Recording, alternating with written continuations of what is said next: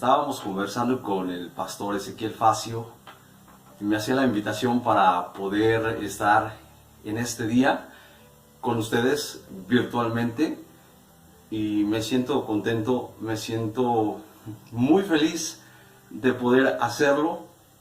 Me presento, mi nombre es Isaí Hernández, yo vivo en el país de México, precisamente en un estado o provincia que se llama el estado de Morelos. Queda justamente en el centro del país, abajito de la capital, la Ciudad de México. Ahí estamos viviendo. Y hoy quiero bendecir tu vida a través de esta palabra que Dios me ha dado especialmente para tu vida. Saludamos la vida de los pastores Facio, Dios bendiga, la vida de Gabriela también, de Rocío, Dios te bendiga. Y sin más preámbulo, yo quiero comenzar, y si tienes tu Biblia, vamos a buscar en el Evangelio de Juan, capítulo 13, versículo 36. Evangelio de Juan, capítulo 13, versículo 36. Si lo has encontrado, vamos a darle lectura. La palabra de Dios dice así: en el nombre del Padre, del Hijo y de su Espíritu Santo. Le dijo Simón Pedro: Señor, ¿a dónde vas? Jesús le respondió: a donde yo voy, no me puedes seguir ahora, mas me seguirás después. Le dijo Pedro: Señor, ¿por qué no te puedo seguir ahora? Mi vida pondré por ti.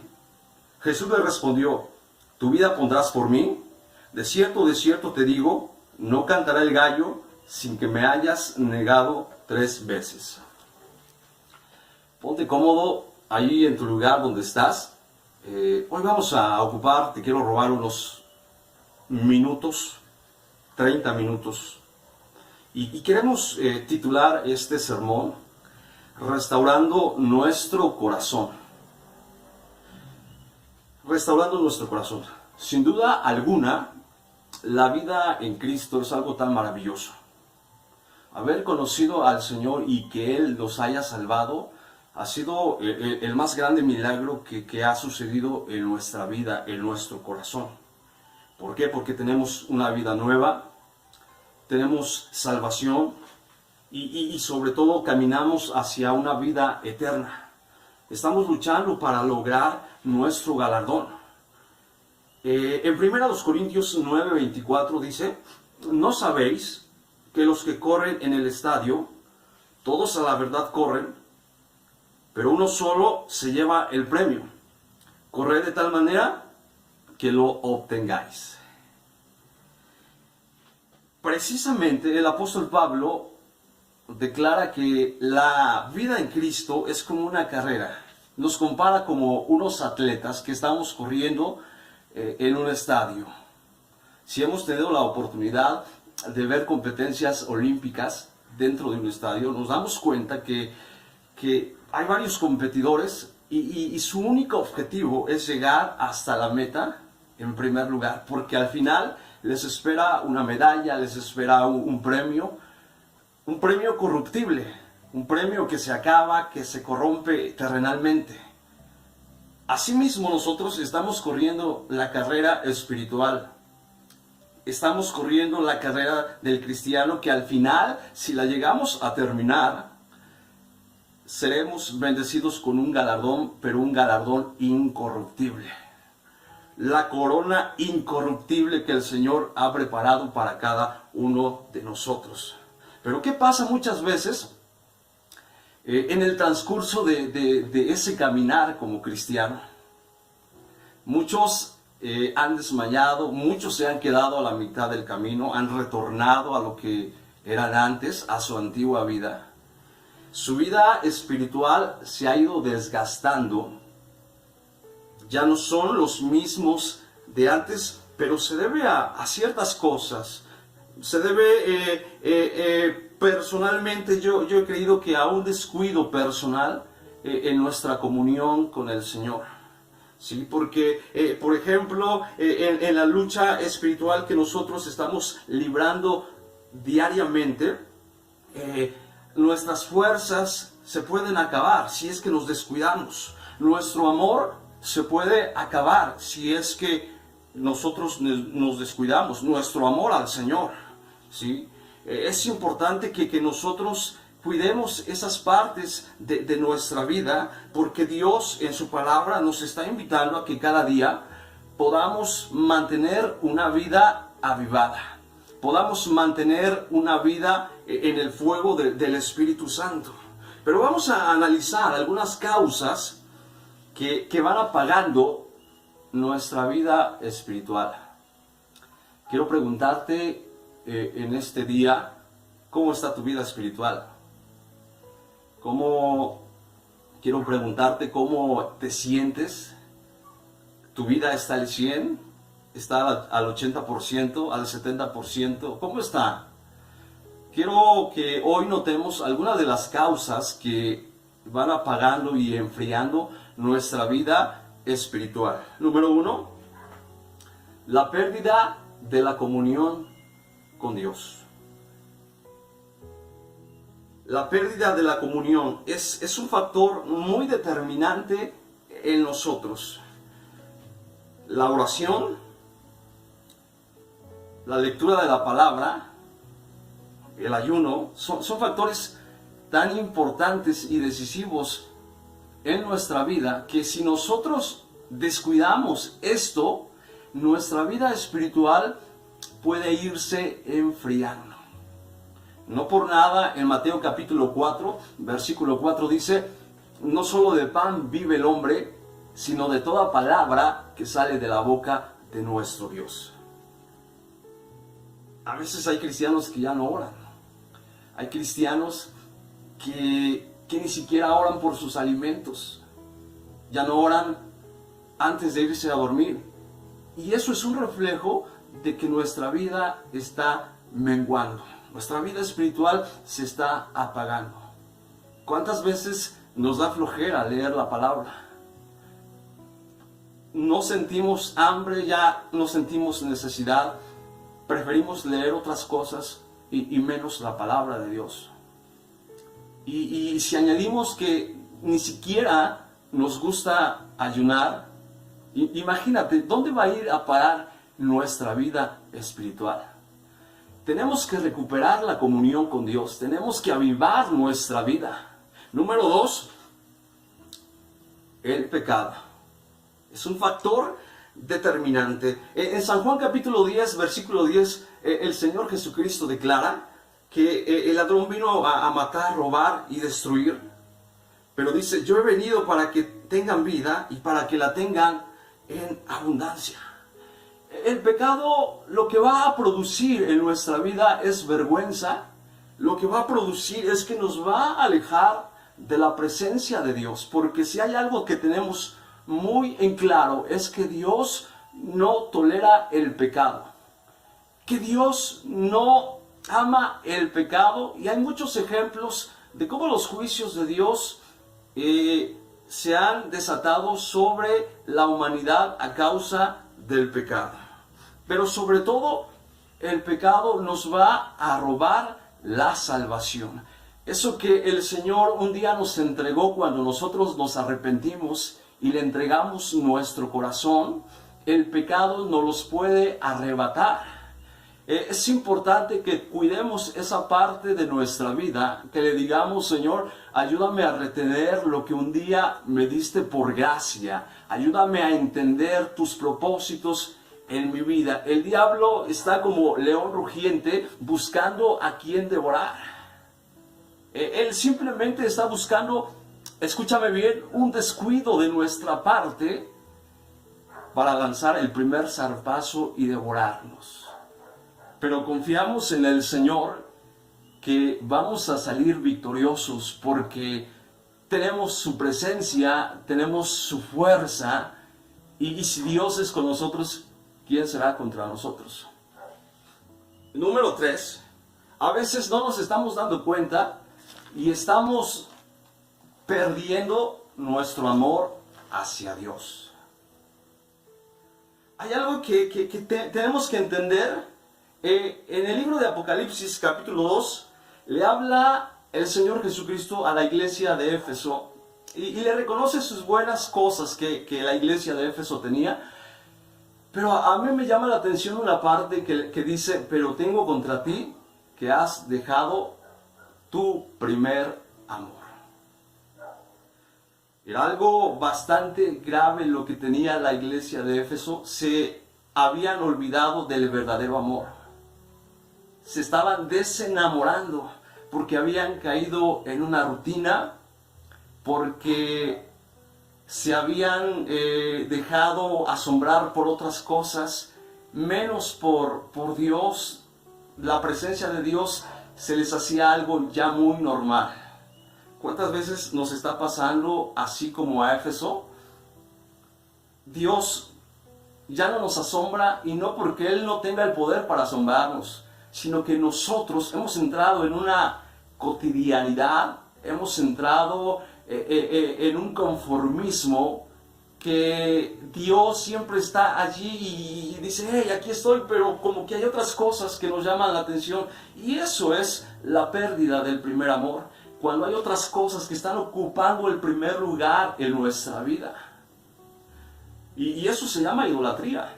A veces pensamos que ser idólatras es tener un muñeco como este, y dice: oh, ese es idólatra, adora imágenes. No, pero la idolatría va más allá. La idolatría es todo lo que venga a ocupar, usurpar el lugar que solamente le corresponde a Dios. Algunos están dejándose asombrar por el dinero, por la fama, por las cosas terrenales. Pero Dios claramente nos dice: buscar primeramente el reino de Dios y su justicia, y todo lo demás os será añadido. ¿Sí? ¿Cómo está tu amor por el Señor? En un 100, 90, en un 80%. Cada día necesitamos redoblar esfuerzos, avivar nuestra vida espiritual para ser bendecidos. Hoy queremos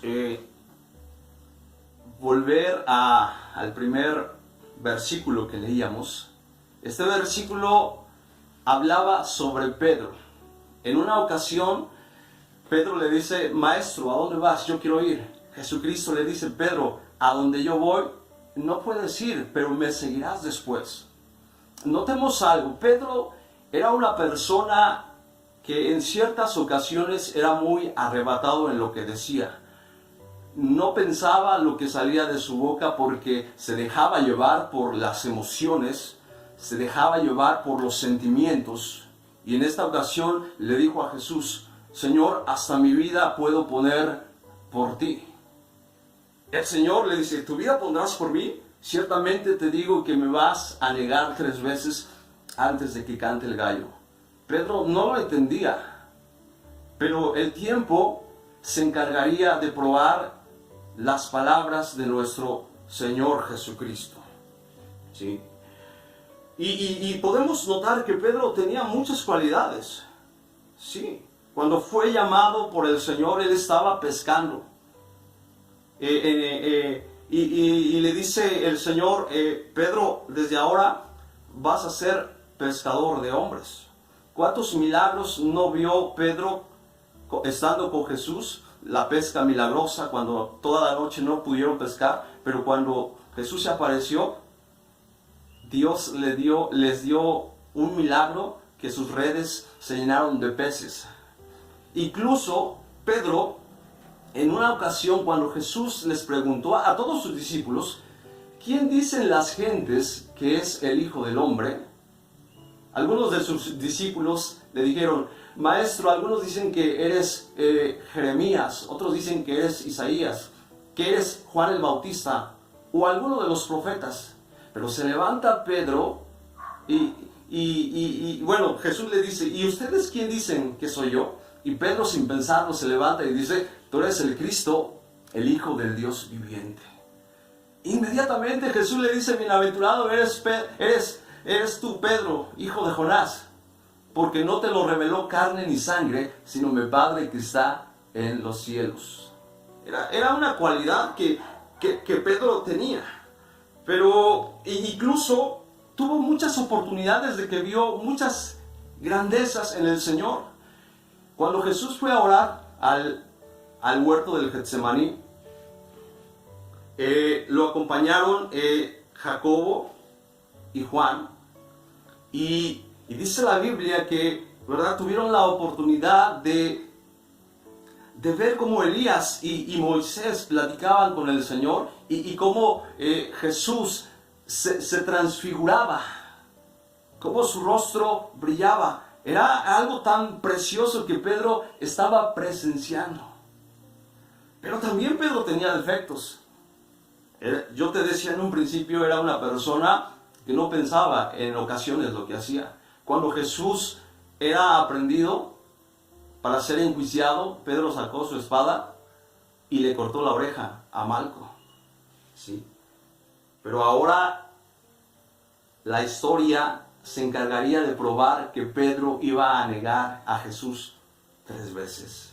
Y cuando, ¿verdad?, esto ocurrió, le negó 3 veces, algo ocurrió con Pedro. Su vida espiritual empezó a decaer, empezó a menguar.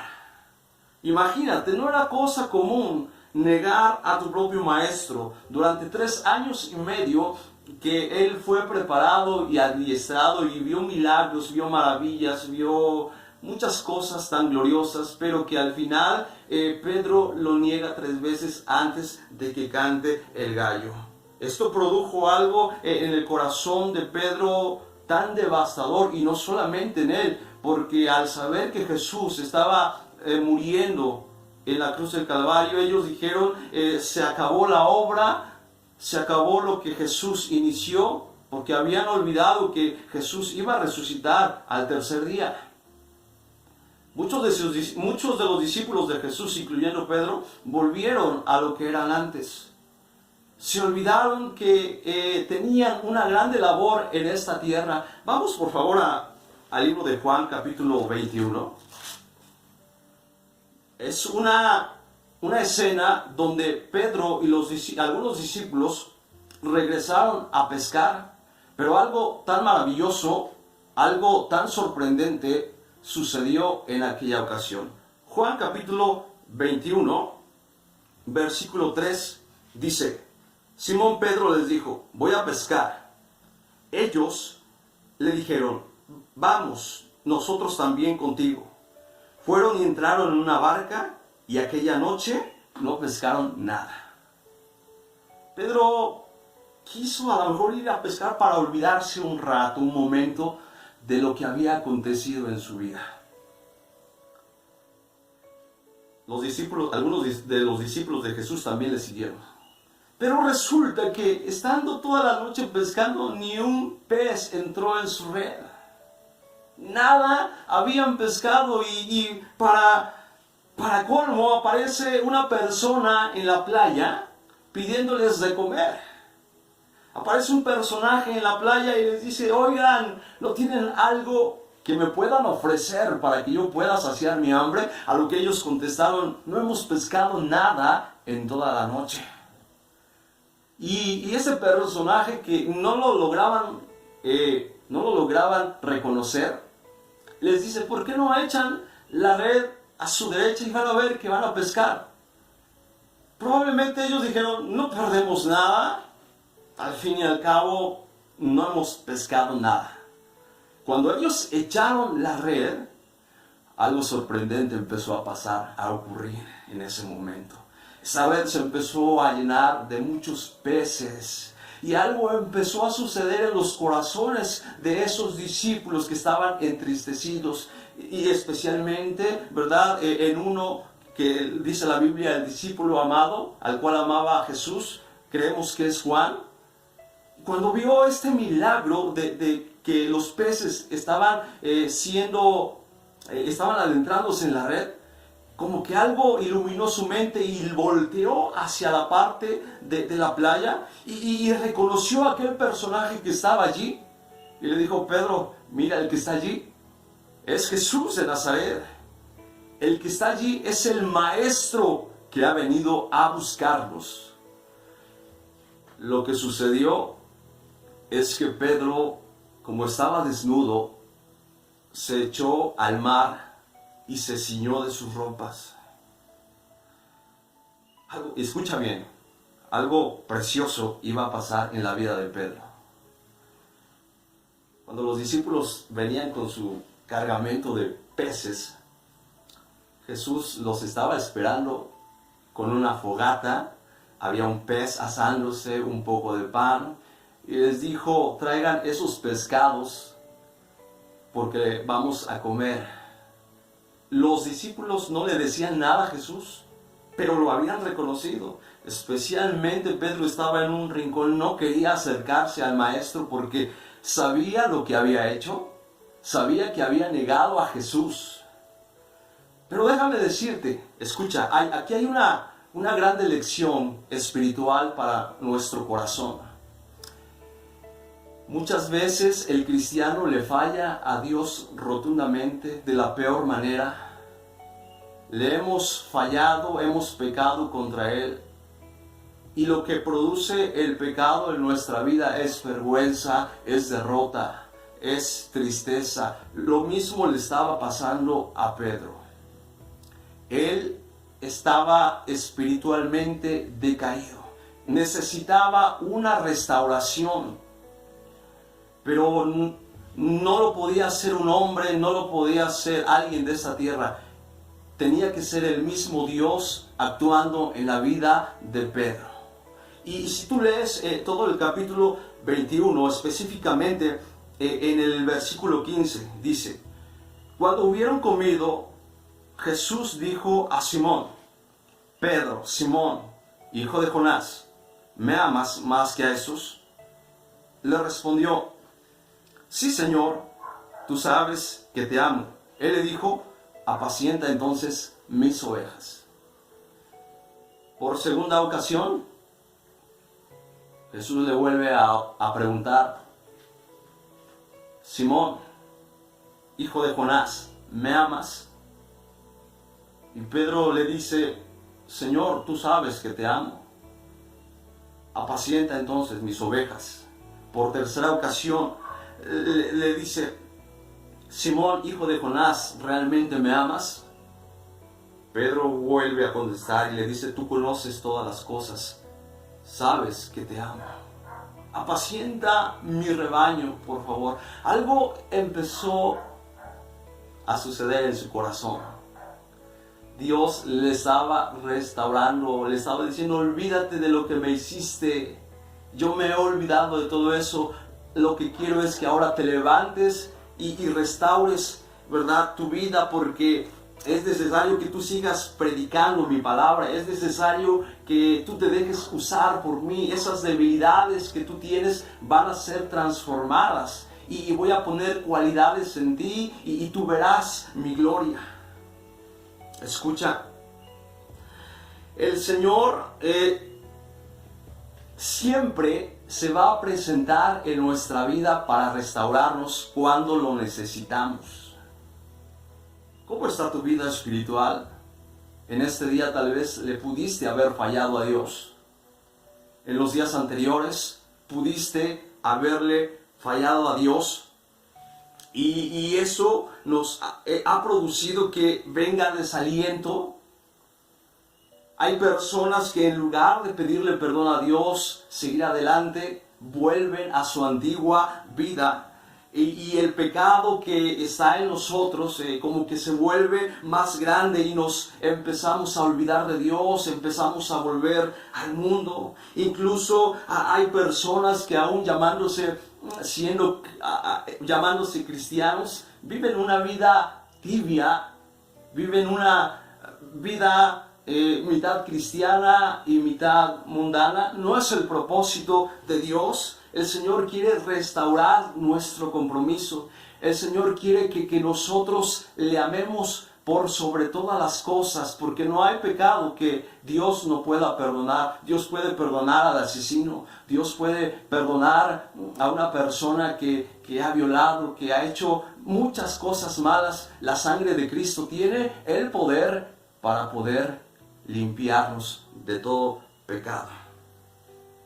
Hay personas que están abatidas por muchas circunstancias de la vida, le han dejado de creer a Dios porque ha venido una enfermedad, porque están pasando por algún problema económico y más en este tiempo de pandemia, porque están pasando por algún problema familiar, le han dejado de creer a Dios. Pero hoy más que nunca el Señor nos está pidiendo que tengamos fe, porque la fe es importante. Sin fe es imposible agradar a Dios. De esta manera se mueve el Señor. Necesitamos primeramente creer y después Dios va a obrar. O hay personas que dicen como Tomás, yo necesito primero ver para poder creer. Dios no obra de esta manera. Necesitamos tener fe, ver, declarar que lo que no vemos ya está hecho, porque Dios así trabaja. Algunos ejemplos de cómo Dios obró en algunas personas de la Biblia y restauró. Por ejemplo, si hablamos del rey David, cuando él pecó, tú sabes la historia, él en lugar de haberse ido a la guerra se quedó en su palacio y se estaba paseando arriba de su palacio y logró ver a una mujer llamada Betsabé, mujer de Urías Eteo. La codició. Y no solamente eso, sino que la mandó a llamar y tuvieron relaciones sexuales. De esta manera, David pecó porque había tomado la mujer de otra persona. Después, el profeta Natán le amonesta y le dice que se tiene que arrepentir. Es un ejemplo muy importante de cómo Dios restauró la vida del rey David. Él estaba tan arrepentido que en el Salmo 51, él declara y dice, vuélveme el gozo de tu salvación, no quites de mí tu Santo Espíritu, porque el pecado nos roba el gozo, el pecado nos roba la alegría. ¿Por qué estás triste? ¿Por qué estás desanimado? Necesitas pedirle perdón a Dios por algo que has hecho y Dios te va a devolver el gozo de la salvación. Otra persona que fue restaurada es el profeta Elías. Después de ver la gloria de Dios, después de haber visto que él descendió fuego del cielo y consumió el holocausto que había preparado y mató no solamente a muchos profetas paganos, una gran victoria, pero se levanta Jezabel y le dice, así me hagan los dioses para el día de mañana que también te tengo que matar a ti, así como tú le hiciste a mis profetas. Como que el ánimo de Elías se vino para abajo. Después de ver la gloria de Dios, ahora estaba amedrentado, ahora él estaba temeroso y se fue a esconder a una cueva. Dios tuvo que intervenir.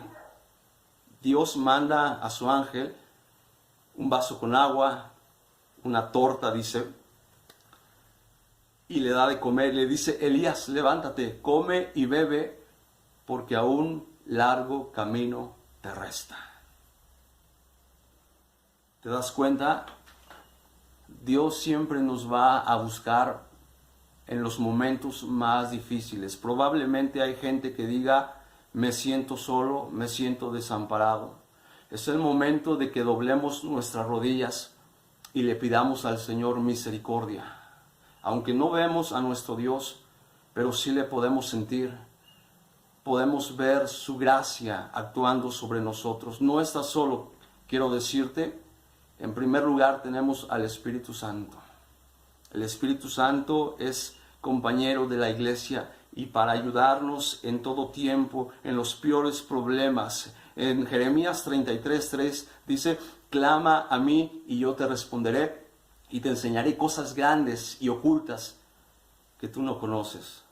Levántate, cobra ánimo, porque largo camino te resta. Esta es la palabra que hoy he traído para tu vida. Iglesia, Jesucristo, la luz del mundo. Es mi deseo que tú puedas seguir adelante, perseverando en el Señor, porque grandes cosas vienen para tu vida. Después de la tormenta, después del huracán, viene la calma, y declaramos que tu vida no será la misma por cuanto nosotros tenemos a Jesucristo como nuestro Dios, el cual no nos va a abandonar. Hoy quiero que cierres tus ojos, quiero orar por ti, hacer una breve oración, pedirle a nuestro Dios que Él nos ayude y nos dé de su presencia. Cierra tus ojos, por favor. Padre que estás en el cielo, en este día te damos gracias por la oportunidad que tú nos das de poder meditar en tu palabra. Es como un gran privilegio, es una dicha que podamos tener tu palabra en nuestras vidas. Yo te pido que tú bendigas a la iglesia Jesucristo, la luz del mundo, que tú puedas bendecir a sus pastores, a sus líderes, y que grandes cosas puedan venir aún.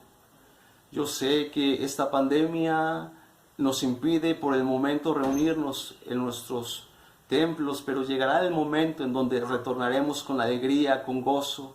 Mientras tanto, si hay alguien que está pasando por algún momento de necesidad, alguna enfermedad, problema que pueda decir mis fuerzas ya no me alcanzan, que las cosas que yo hago no son suficientes para salir de este hoyo donde estoy, hoy tú actúas sobre ellos. Hoy tú envías el poder de tu Espíritu Santo y renuevas sus fuerzas. Hoy tú perdonas todo error, todo pecado, porque para eso tú apareciste, para deshacer toda obra del enemigo. Declaramos poder, declaramos autoridad sobre cada miembro, sobre cada hermano y hermana, mi Señor, porque tú eres bueno y para siempre es tu misericordia. Quédate con ellos hasta donde se encuentren, en cada casa y en cada hogar, tu presencia habite en ellos. En el nombre de Jesús. Amén. Dios te bendiga, hermano. Fue un privilegio poder compartirte un momento, palabra de Dios. Agradezco al pastor Ezequiel Facio, un amigo mío desde hace muchos años. Ezequiel, Dios te bendiga y gracias por esta oportunidad.